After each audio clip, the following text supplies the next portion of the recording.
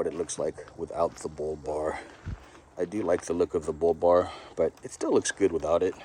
I think this really adds a nice defining square piece to the truck. So I really like that bug visor, hood visor, what it looks like without the bull bar. And I'll tell you guys why I'm taking it off.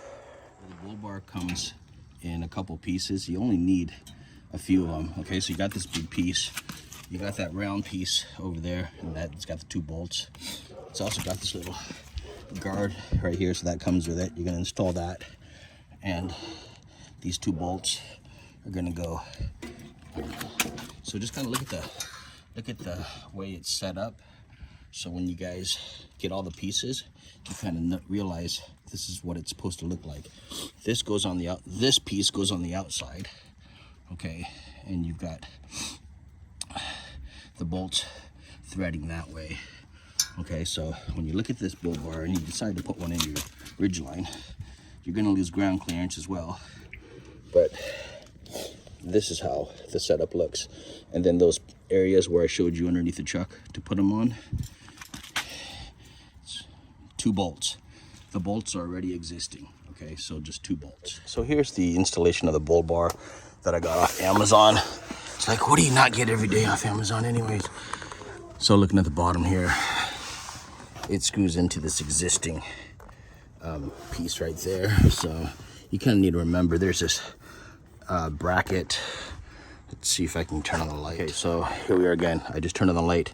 You've got this bracket stabilizer bar, and what you're going to do is you're going to end up taking or loosening that. You don't have to take it out because it does kind of slide. You can see how it kind of slides in there, so you don't have to completely take it out. And there's one on each side. So that's the other side over there on that end. It's actually really easy to do. And then look at the setup for that. This is how you set up the bull bar. So those 2 bolts there connect to each other. It's like a 2 pieces. And then it attaches to the frame. You want to make sure that you tighten these really good. Maybe not even a bad idea to put on some Loctite after you get everything all settled in. But anyways, that's what it looks like. And yeah, just wanted to give you guys a show on what the bull bar here looks like. And then you can make adjustments to this.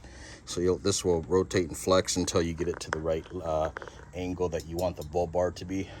So you just play around with that. But that's how you do the bull bar, guys. Really easy, just 2 bolts, and the bolts are already there. You just loosen both of them and then you slide this in. So pretty easy to do. So just to show you which bolts you're gonna use, it's this back one right over here. Okay, so not this one towards the back of the vehicle.